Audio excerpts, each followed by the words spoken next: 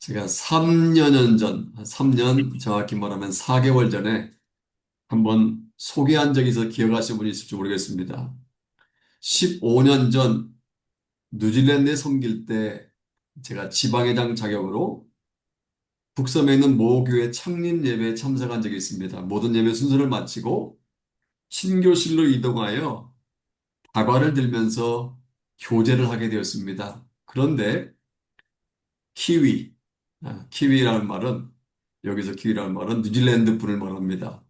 약간 연세가 되신 중년의 키위 분과 대화를 하게 되었는데 그분이 자신의 이름을 데이빗이라고 하는 것이었습니다. 알고 보니까 뉴질랜드 출신의 목사님이셨습니다. 그분은 창립 예배를 드리는 교회가 빌려 쓰고 있는 뉴질랜드 현지 교회의 담임 목사님이셨습니다.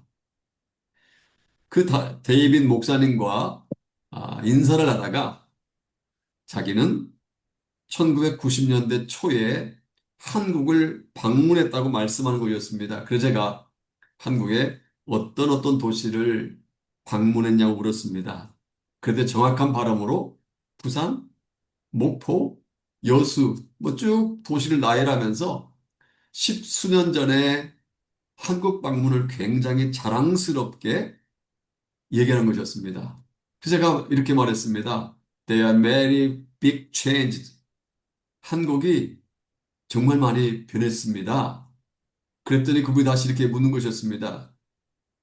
Good change or bad change? 좋게 변했습니까?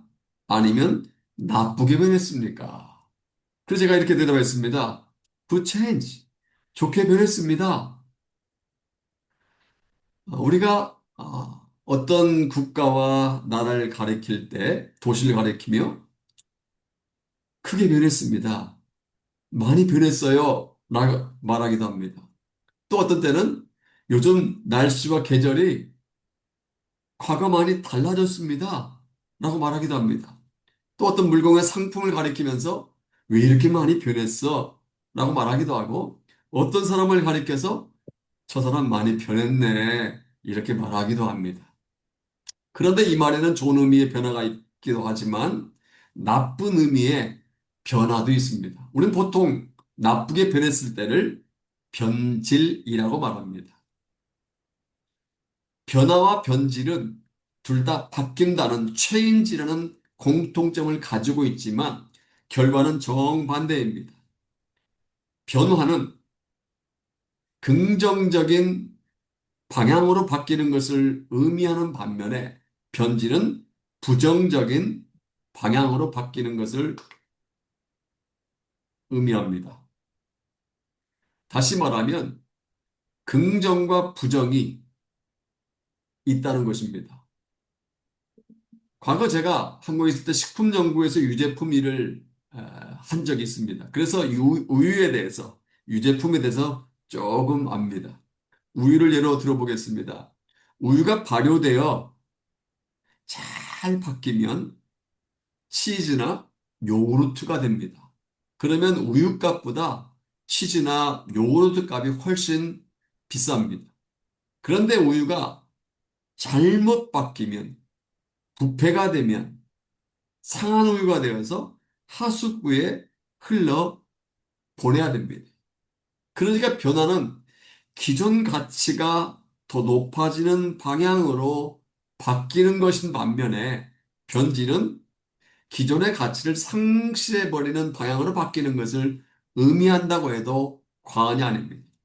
이것은요, 우리 인생에도 똑같이 저는 적용된다고 생각이 됩니다. 우유가 좋게 변하기도 하고 나쁘게 변질되기도 하는 것처럼 사람도요, 우리도요, 좋게 변하기도 하고 나쁘게 변질되기도 한다는 것입니다.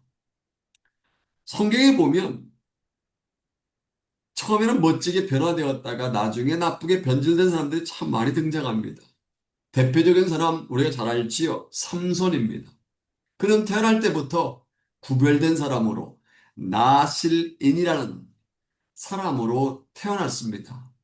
그리고 커서는 사사가 되어서 블레셋과의 전쟁에서 연전연승을 거두어서 이스라엘을 구원하는 놀라운 고언을 했습니다. 하지만 블레셋 출신 드릴라의 꾀임에 빠져 자기 힘의 비밀을 알려준 후부터 그 인생은 내리막길로 변질돼 버리고 맙니다. 힘의 원천이 되는 머리를 깎이고 블레셋 병사들에게 붙잡혔습니다. 그리고 사사기 16장 21절에 보면 눈이 뽑힌 채 쇠사슬이 매어서 맷돌을 돌리는 처량한 신세가 되었다가 마지막에는 다곤 신절에서 비참하게 죽고 맙니다. 삼손은 처음에는 그럴듯하게 변화되었지만 나중에는 변질된 후에 용두사비 같은 인생을 살다가 사라져버린 것입니다. 유다의 열 번째 우시야 왕에 대해서 지난주에 우리가 성경 통독을 하며 살펴보았습니다. 그 인생도 마찬가지입니다. 역대하 26장 4절과 5절에서 보면 그는 16세 왕 위에 오른 후에 정말 유다 나라의 왕들 중에는 보기 드문 산뜻한 출발했습니다. 하나님 보시기에 정직하게 행했습니다. 그리고 항상 하나님을 찾았습니다. 그랬더니 하나님께서 그에게 형통케 해주셨습니다. 석세스한 삶을 살도록 해주셨습니다. 또 여러 가지 가축을 부하게 성도 구축하고 최신식 무기로 무장하게 하는 등 여러 가지 국방을 잘 세웠습니다. 경제적으로 부하게 만들었습니다. 그래서 그의 명성이 애굽에까지 널리 전해질 정도로 탁월한 리더십을 갖춘 지도자가 되었습니다. 그런데 말년에 나쁘게 변질되고 말았습니다. 교만해져 제사장이 아님에도 불구하고 하나님 성전에 들어가서 분향하려다가 하나님의 노용을 받아 문둥병, 나병에 걸리고 말았습니다. 그래서 왕의 처소가 아닌 별궁에 따로 거하면서 아들 요담이 나라를 다스리는 것을 지켜보다가 쓸쓸하게 죽고 말았습니다. 우시아 역시 삼손처럼 시작은 멋지게 변화는 잘 처음엔 되었지만 나중에 변질돼 버린 인물인 것입니다. 이스라엘의 초대왕 사울도 마찬가지입니다. 그의 초기 인생은 청년 때 인생은 정말 멋진 인생이었습니다. 준수했고요. 외모가 좋았습니다. 키도 컸습니다. 겸손함까지 겸비했습니다. 하나님을 경외하는 청년이었습니다. 누가 봐도 1등 신랑감이고 모델되는 인물이라고 말할 수 있습니다. 그런데 그가 이스라엘 왕위에 오른 후에는 변질돼 버리고 말았습니다. 오직 여호와 하나님만을 따르며 백성들의 모델이 되어야 될 왕으로서 밤중에 몰래 신접한 여인을 찾아갔습니다. 제사장이 아니면서 교만하게도 직접 번제를 드리고 또 아말렉과의 전쟁에서 모든 것을 진멸하라고 했음에도 불구하고 말씀에 불순종해서 가치 없고 하찮은 것만 진멸하되 좋은 것들은 빼돌리는 불순종의 죄를 범하고 말았습니다. 결국 그로 인해 그의 말년은 비참해집니다. 사무엘상 31장에 보면 사울은 같은 날 세 아들과 함께 비참한 죽임을 당하게 됩니다. 그리고 역사의 뒤안길로 사라져 버립니다.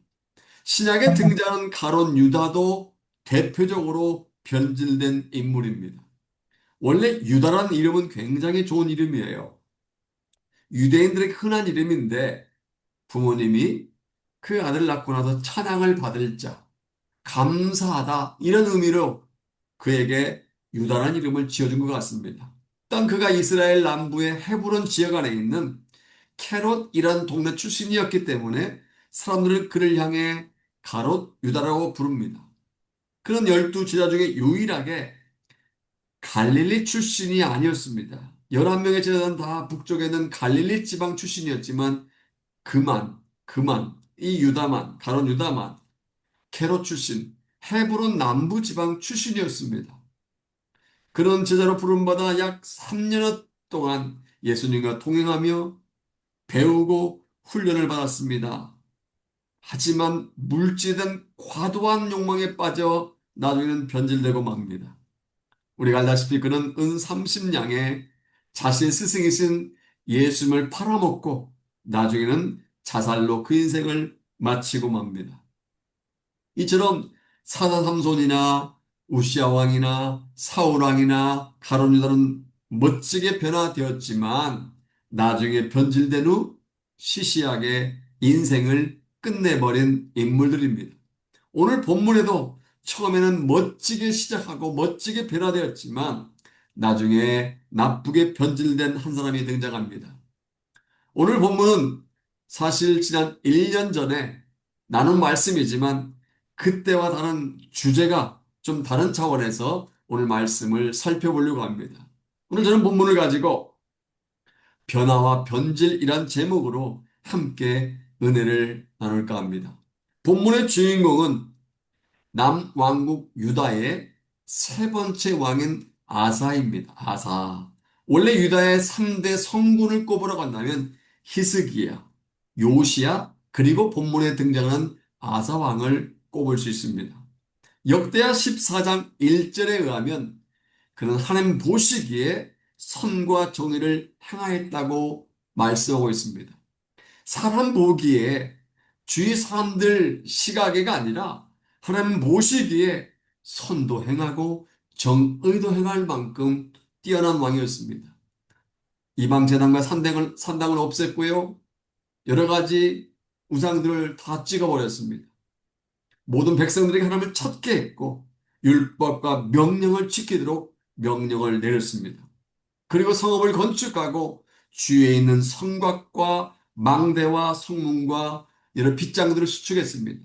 군대도 재조직해서 국방도 튼튼하게 했습니다. 이뿐 아닙니다. 15장 13절에 보면 이스라엘 중에 여호와를 찾지 아니하는 대소 남녀를 분하고 죽이는 것이 마땅하다고 선포합니다. 그리고 자신의 모친이 나무로 만든 목상을 회파해서 부서뜨리고 나서 그것을 가루로 빻아 기드론 시냇가에서 불살라 버렸습니다. 그리고 목상을 만든 어머니를 퇴후의 자리에서 내려오게 할 정도로 타협하지 않고 철저하게 하나님 중심의 정치를 했습니다. 아사는 왕위에 오른 후 신앙적으로나 정치적으로나 경제적으로나 군사적으로나 모든 면에서 훌륭하게 나라를 다스렸습니다. 아사왕의 이러한 모습을 보신 하나님께서는 무려 35년 동안 유다 나라에 평화를 주셨습니다. 역대하 15장까지만 읽으면 아사왕은요, 하나님 중심의 훌륭한 왕이었습니다. 그리고 완벽한 우리의 모델이라고 할 수 있습니다.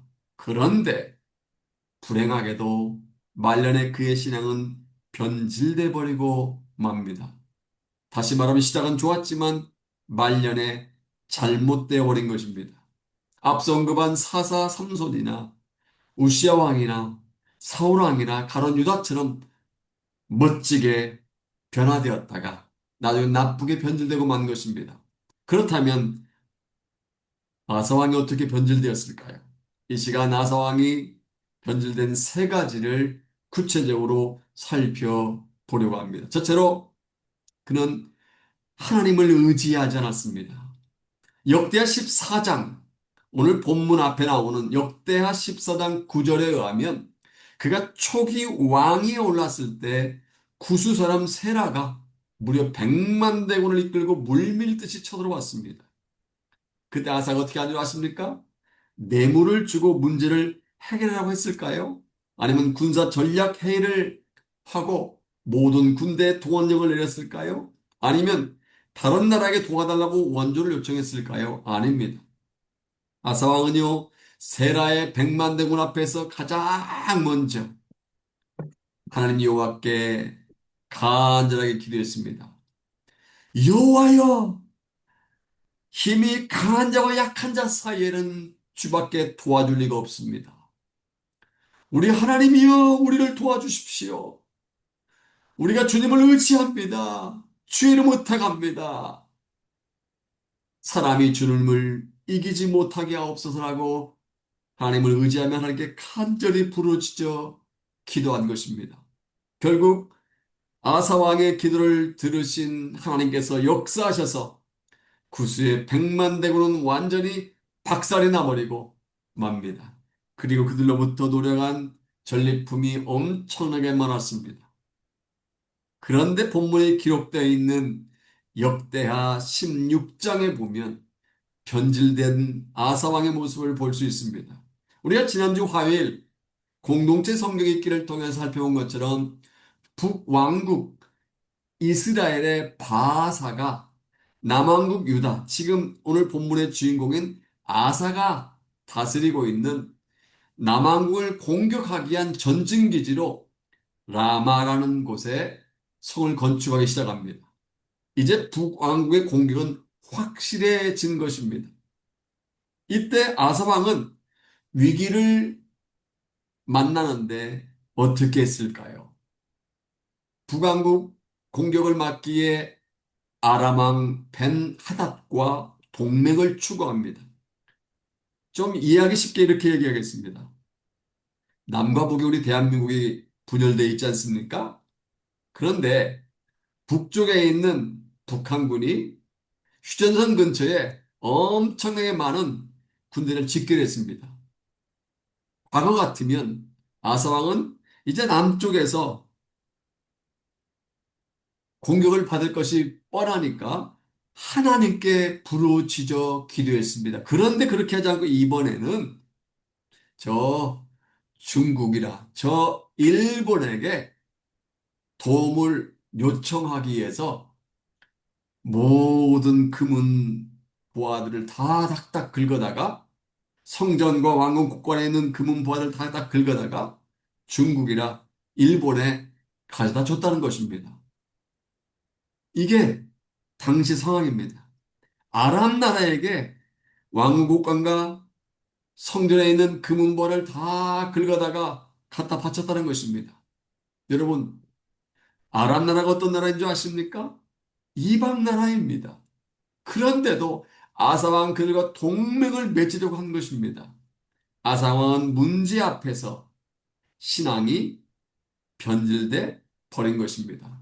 문제가 생기면 무엇보다도 하나님 먼저 찾아야 되는데 거꾸로 인간적인 방법으로 이방 나라와 약조를 맺어 그들의 힘으로 문제를 해결하라고 한 것입니다. 하나님의 성전의 성물들은 자기 왕인 자기 것이 아니에요. 하나님의 것입니다. 그런데 하나님의 것을 이방 나라 왕에게 뇌물로 갖다 바친 파렴치한 행동을 한 것입니다. 사람이 완전히 변질돼 버린 것입니다. 여러분, 과거에 아사 왕이 어떻게 했다고요? 구스 사람 세라가 100만 대군을 이끌고 물밀듯이 쳐들어왔을 때 아사 왕이 어떻게 했다고요? 하나님을 의지했습니다. 무엇봐도 하나님께 간절하게 간구했습니다. 이번에도 전과 같이 하나님께 부르짖어야 했습니다. 그런데 그는 얄팍한 인간의 꾀를 가지고 문제 해결을 시도한 것입니다. 사랑하는 여러분, 처음 신앙을 변질시키지 마시기 바랍니다. 처음 결단을 버리지 마시기 바랍니다. 연초에 계획한 것이 있다면 포기하지 말고 끝까지 믿음으로 실행하시기 바랍니다. 우리의 피난처가 되시며 힘이 되시며 문제 해답과 삶의 근원이 되시는 복의 근원 되시는 하나님만 의지하는 저와 여러분 되시기를 소원합니다. 둘째로, 아멘. 그는 하나님의 말씀을 청종하지 않았습니다. 하나님께서는 말년에 당신을 의지하지 않고 사람을 의지하는 아사왕에게 하나니는 선견자를 보내십니다. 선견자나 선지자나 같은 의미입니다. 그것은 아사왕에 대한 하나님의 뭔가 주시는 메시지입니다. 다 같이 7절과 8절 같이 읽어볼까요? 같이 읽겠습니다. 그때 선견자 선생님과 하나니가 하나님과 유다 왕 그러니 아삭에 나와서 그에게 이르되 왕이 아람 왕을 의지하고 왕의 하나님 여호와를 의지하지 아니하였으므로 아람 왕의 군대가 왕의 손에서 벗어났나이다. 구사람과 룹사람의 군대가 크지 아니하며 말과 병거가 심히 많지 아니하다이까. 그러나 왕이 여호와를 의지하였으므로 여호와께서 왕의 손에 넘기셨나이다. 하나님은요, 과거 이야기를 꺼내면서 지금 아상을 엄중하게 질책하고 있습니다. 과거 구수의 100만 대군을 물리친 것을 회상시키며 구수의 100만 대군을 물리친 것은 전적으로 하나님을 의지했던 결과인데 왜 전과 같이 하나님을 의지하지 않느냐라고 책망한 것입니다. 그리고 구절에 보면 이 일은 왕이 망년되이 행하였은즉 이후부터는 왕의 전쟁이 있을 것입니다라고 경고합니다. 이쯤 되면 아사왕은요 돌이켜야 합니다. 그 하나님 선견자를 통해서 주시는 하나님의 음성에 귀 기울여야 합니다. 그리고 회개하고 돌이켜야 합니다. 가정이지만 만약 그가 회개하고 돌이켰다면 희망이 있습니다. 그런데 그는 돌이키지 않은 것입니다. 오늘날 하나님께서는요, 아사왕이 하신 것처럼 우리에게도 말씀하십니다. 제가 자주 언급하지만 환경을 통해서 말씀하기도 하고요. 주일 설교를 통해서 말씀하기도 하고 성경 통독을 통해서 말씀하시기도 하고 주위에 있는 사람들을 통해서 말씀하시기도 합니다. 그 말씀을 우리는 들어야 되고 그 말씀에 귀 기울여야 됩니다. 어느 글에서 읽은 이야기입니다. 엄마가 아들에게 이렇게 말했습니다. 오늘 엄마가 모임 갔다가 늦을 것 같구나. 너 먼저 저녁 먹어라. 아들이 컴퓨터 게임을 하면서 대답합니다. 네. 엄마는 아들이 못 미웠던지 다시 말합니다. 찌개는 데우면 되고 반찬 냉장고에 있으니까 잘 챙겨 먹어. 아들은 계속 게임을 하면서 네, 그럴게요 라고 대답합니다. 엄마가 다시 말합니다. 동생 밥도 잘 챙겨주고 아들은 게임에 몰두했는지 대답이 없습니다. 엄마 다시 한번 말합니다. 문단속 잘하고 있거라? 그래서 아들이 갑자기 게임을 중단하고 말합니다. 어디 가시게요? 엄마는 기가 막혀서 아들에게 말합니다. 너 지금까지 뭘 들었니? 자녀를 키우다 보면 자녀가 종종 부모님의 말을 듣지 않을 때가 있습니다. 그럴 때 어떻게 됩니까? 집안이 시끄러워집니다. 아빠가 어제 분명히 얘기했지. 엄마가 몇 번이나 말해야 알겠는지 왜 이렇게 내 말을 안 듣는지 요즘 어른들의 말을 잘 듣지 않는 아이들이 굉장히 많습니다.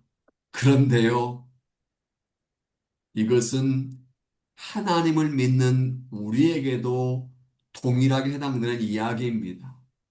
우리가 잘못된 길로 나아갈 때 하는 여러 가지 방법으로 우리에게 말씀하십니다. 그때 우리는 빨리 그 말씀을 청종, 듣고 따라야 됩니다. 청종해야 합니다. 하나님의 말씀을 따라야 합니다. 하나님의 징계가 임하기 전에 돌이켜야 합니다. 그렇다고 너무 염려하거나 지나치게 걱정하지는 마시기 바랍니다. 여러분, 자녀가 잘못을 하면 부모님이 잘못을 한 자녀를 때려 죽이겠습니까? 아니면 자녀에게 너 방 빼라 라고 하겠습니까? 그렇게 하지는 않습니다. 자녀가 잘못을 빌고 용서를 구하면 부모님은 두 눈 질끈 감고 자녀를 용서해 줍니다. 마찬가지 원리입니다. 하나님께서는 당신의 말씀을 듣고 당신의 사인을 파악하고 돌이키는 백성들을 용서해 주시고 회복시켜 주십니다. 따라서 하나님의 말씀에 청종하는 것이 우리가 사는 비결인 줄로 믿습니다. 하나님의 사인을 잘 따르는 것이 우리가 승리하는 삶의 비결인 줄로 믿습니다. 그러므로 하나님의 말씀을 청종하지 않았던 다윗 왕이를 따르지 않고 하나님의 말씀을 청종하는 저와 여러분 되기를 소원합니다. 마지막 세 번째입니다. 그는 하나님께 구하지 않았습니다. 앞서 언급한 것처럼 하나님께서는 하나냐 선견자를 아사왕에 보내주셨습니다.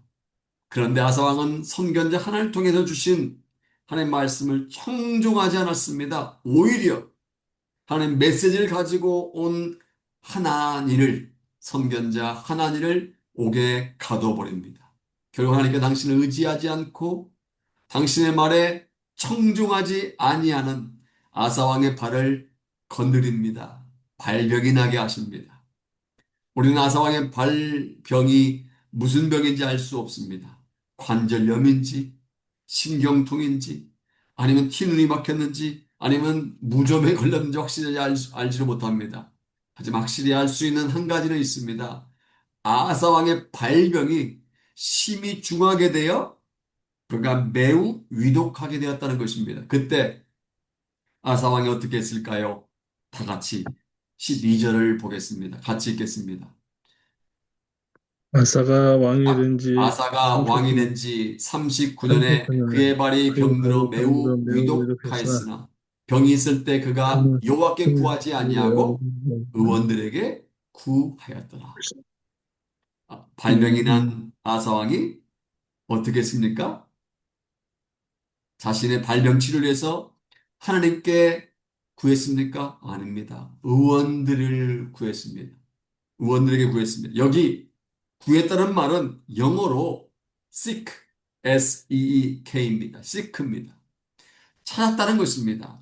발병이 걸려서 위독하게 되었을 때 하나님을 seek, 하나님을 찾은 것이 아니라 의원들을 seek, 찾았다는 것입니다.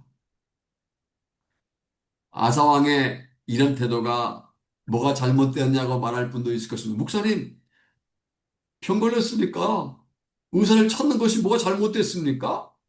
물론 우리가 아플 때 병원에 가서 의사 선생님의 치료를 받을 때가 있습니다. 이건 매우 상식적인 일입니다.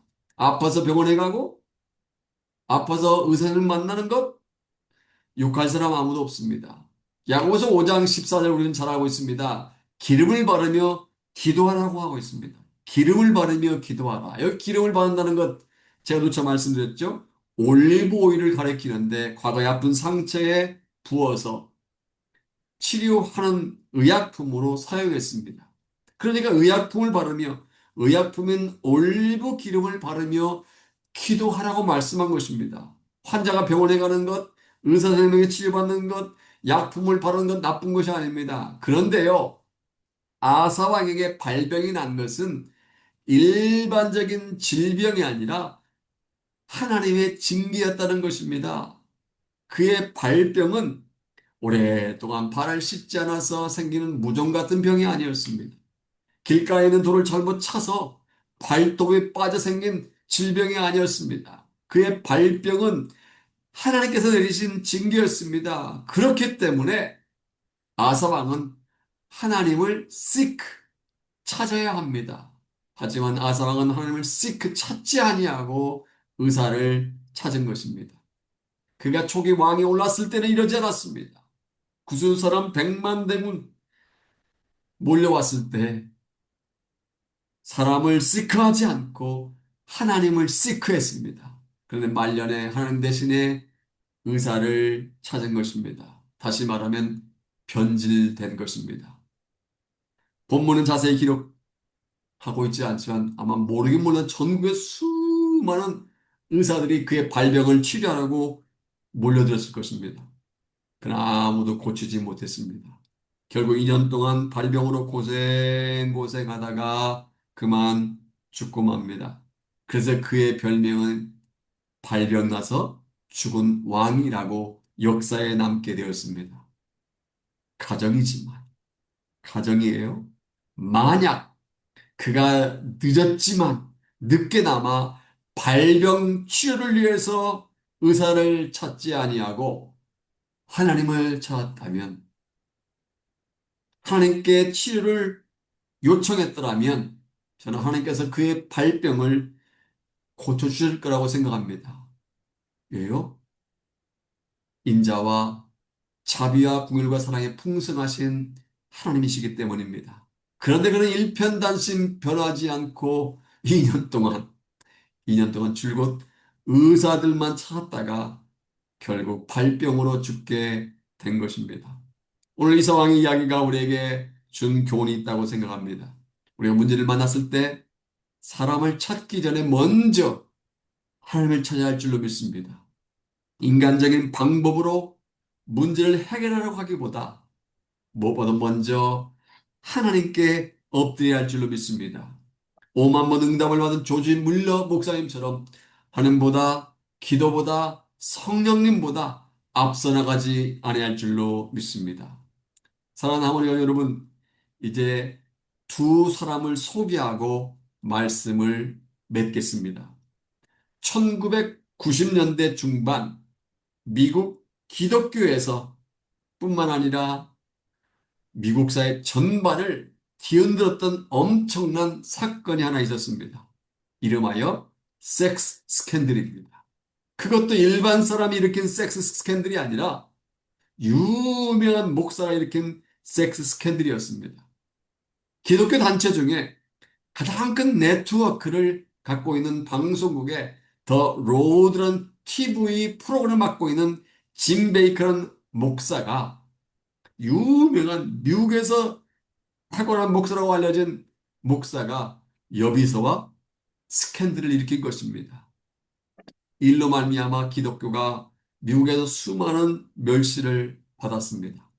우선 기독교란 이름으로 행해진 여러 가지 모금이 반리하로 떨어졌다고 합니다. 옛날에는 기독교문으로 새겨진 나라였기 때문에 도네이션, 기부를 참 많이 했는데 그 다음부터 기부를 하지 않게 됐답니다.